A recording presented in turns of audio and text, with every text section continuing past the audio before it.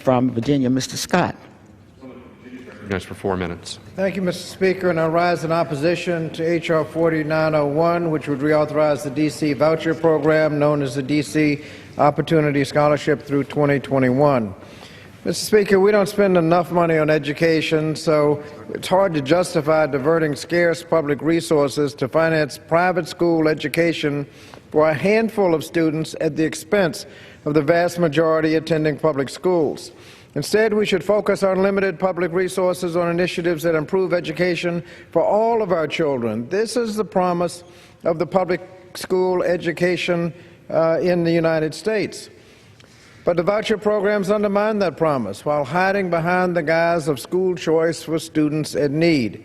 While there are about 50 participating schools in the Washington, D.C. Opportunity Scholarship Program, but more than half of all the participants are enrolled in just 8 schools. Most of the schools in the program have higher tuition than the voucher covers, limiting the utility of the voucher, shifting the cost of education to the families that can't afford it, and essentially denying the opportunity to students whose families cannot afford the remainder of the tuition.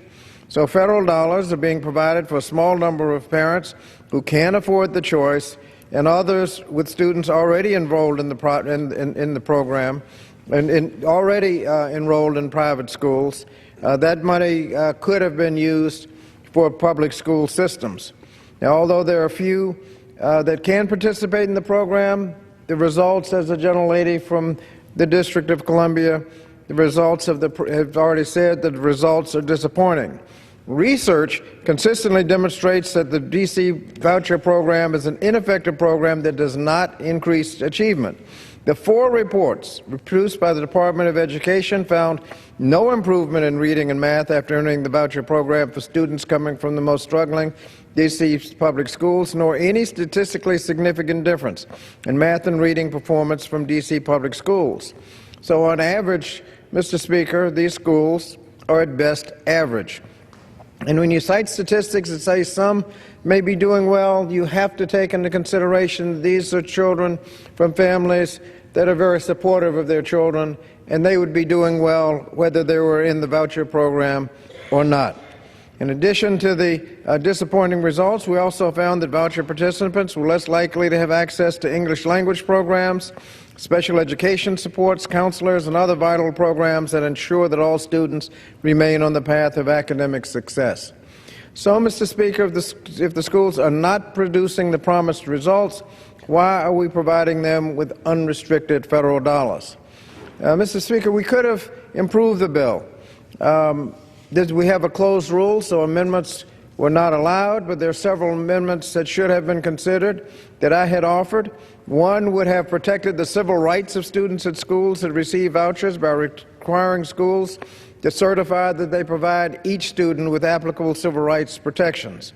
Another would have required any school receiving funds under this program to comply with the same federal data and reporting requirements that all public schools or other schools receiving federal money have to provide.